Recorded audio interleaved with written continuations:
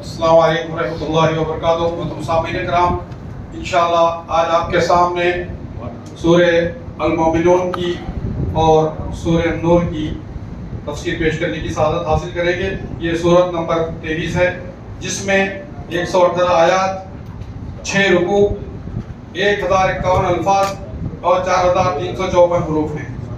اس میں رب الجلال والاکرام نے ارشاد فرمایا، مومنین کی صفات بیان کی کہ وہ اپنی نمازوں میں خشوع و خضوع اختیار کرتے ہیں اور لغو اور فرسودہ باتوں سے گریز کرتے ہیں، زکوٰۃ پابندی سے ادا کرتے ہیں، اپنی شرمگاہوں کی حفاظت کرتے ہیں، امانت داری اور عہد پیمان کا لحاظ رکھتے ہیں، اپنی نمازوں کی حفاظت کرتے ہیں، یہی لوگ جنت الفردوس کے وارث ہیں۔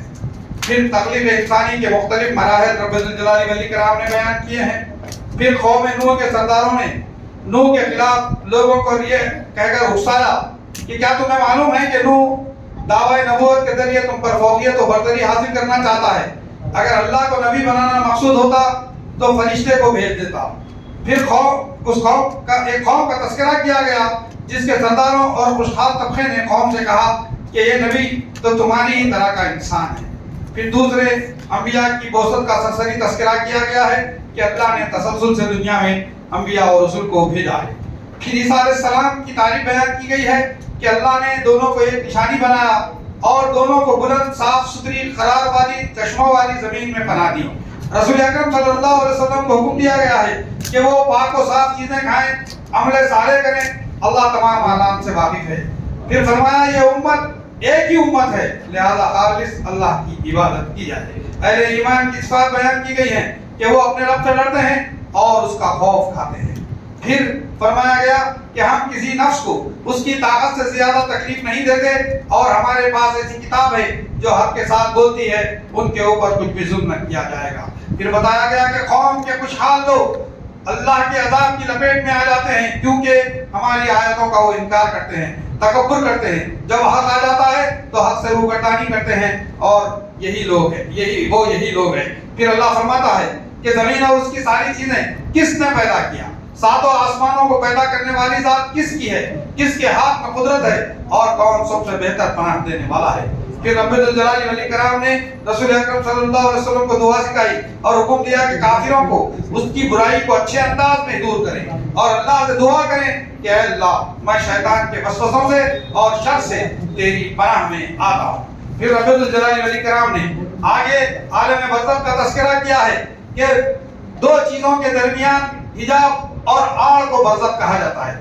دنیا کی زندگی اور آخرت کی زندگی کے درمیان جو وقفہ ہے اسے یہاں برزخ سے تعبیر کیا گیا ہے۔ جب قیامت کے دن سور پھونکا جائے گا تو حسب و نسب اور آپسی ملاقاتیں سب ختم ہو جائیں گی۔ نفسا نفسی کا عالم ہوگا، جس کے اعمال نامے وزنی ہوں گے وہی فلاح و کامرانی پائیں گے، اور جس کے اعمال نامے ہلکے ہوں گے وہ نقصان اٹھانے والے ہوں گے اور جہنم میں جھونک دیے جانے والے ہوں گے۔ ایمان والوں کی تعریف کی گئی ہے کہ جو ہمیشہ یہ دعا کرتے ہیں، ربنا آمنا واغفر لنا وارحمنا وانت خیر الراحمین۔ پھر فرمایا گیا کہ جو لوگ اللہ کو چھوڑ کر بنا دلیل کے معبود بنا لیے ہیں، ان کا معاملہ ہم پر ہے کہ وہ فلاح و کامیاب نہیں ہوں گے۔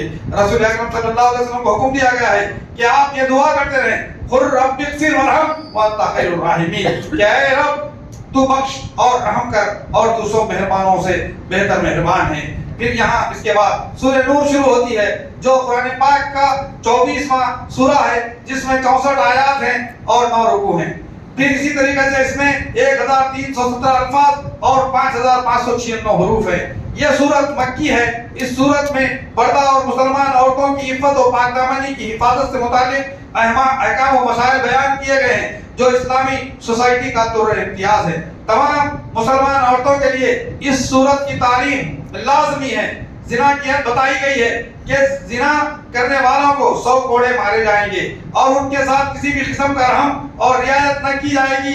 یہ سزا برسر عام عوام الناس کے روبرو دی جائے گی۔ زنا کرنے والے مرد و عورت ایک دوسرے سے ہی نکاح کریں، نرینوں سے نکاح مومنین کے لیے حرام کر دیا گیا ہے۔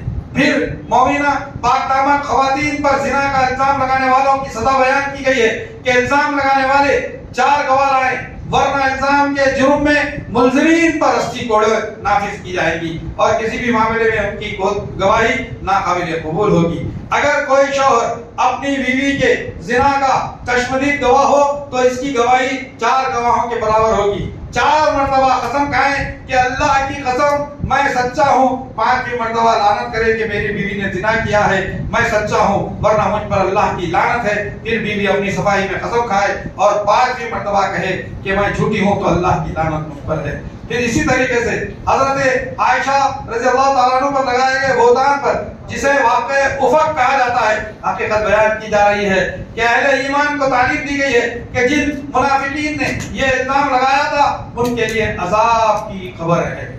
پھر رب الجلال والاکرام نے یہ واقعہ افق عبداللہ بن سلول کی افترا پردازی تھی جو منافقین کا سردار تھا۔ غزوہ بنو مطلق سے واپسی کے موقع پر حضرت صفوان بن معطل کے ساتھ یہ الزام لگایا گیا تھا۔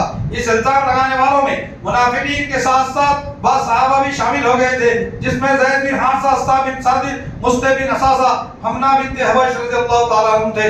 کبھی بھی ایسا الزام کسی مومن پر آ جائے تو پہلے کہیں سبحانک ھذا بہتان عظیم، ورنہ اسلامی سماج میں زلزلہ آ جائے گا۔ پھر رب الجلال والاکرام نے آگے مزید احکامات دیے ہیں۔ رسول اکرم صلی اللہ علیہ وسلم کو خطاب کر کے فرمایا کہ آپ لوگوں کو اس بات کا حکم دیں کہ وہ اللہ اور اس کے رسول کی اطاعت و فرما برداری کریں، اگر وہ نافرمانی کریں گے تو اس کا وبال انہی پر رہے گا۔ رسول اکرم صلی اللہ علیہ وسلم کی ذمہ داری تو صرف پیغام پہنچانا ہے۔ اہل ایمان سے پیدا کیا گیا ہے کہ اگر وہ ایمان لائیں اور عمل صالح کریں، اللہ کی خالص عبادت کریں، شرک سے باز آ جائیں تو اللہ کی زمین کی حکومت و اقتدار ان کے حوالے کر دیا جائے گا۔ نمازوں کے قائم کرنے، زکوٰۃ ادا کرنے اور رسول اکرم صلی اللہ علیہ وسلم کی اطاعت و فرما برداری کا حکم دیا گیا ہے۔ اہل ایمان کو خطاب کر کے آداب سکھائے گئے ہیں اور انہیں حکم دیا گیا ہے کہ خادموں کو اور دیگر آنے جانے والوں اور بچوں کو 3 اوقات میں داخلہ کی اجازت دینا چاہیے۔ فجر کی نماز سے پہلے، بعد نماز ظہر جب تم آرام کرتے ہو، اور عشاء کی نماز کے بعد۔ بالغوں کو ہر وقت اجازت دینے کا حکم دیا گیا ہے۔ بوڑھی عورتوں کے احکام بتائے گئے ہیں، کھانے کے احکام بتائے گئے ہیں کہ کہاں کہاں کھایا جا سکتا ہے۔ ایمان باللہ با ایمان لوگ تو وہی ہیں جو اللہ اور اس کے رسول پر یقین رکھتے ہیں۔ پھر رسول اکرم صلی اللہ علیہ وسلم کا ادب بتایا گیا ہے کہ رسول اکرم صلی اللہ علیہ وسلم کو عام لوگوں کے بلانے کی طرح نہ بلاؤ، جیسا کہ آپس میں ایک دوسرے سے ہوتا ہے۔ تم میں سے انہیں اللہ خوب جانتا ہے جو نظر بجا کر چپکے سے سرک جاتے ہیں۔ سنو، جو لوگ حکم رسول کی مخالفت کرتے ہیں انہیں ڈرتے رہنا چاہیے، کہیں ان پر کوئی زبردست آفت نہ آ پڑے یا انہیں دردناک عذاب نہ پہنچے۔ الحمدللہ یہاں سورہ نور مکمل ہوئی۔ کل ہم سورہ فرقان آپ کے سامنے پیش کریں گے۔ السلام علیکم ورحمۃ اللہ وبرکاتہ۔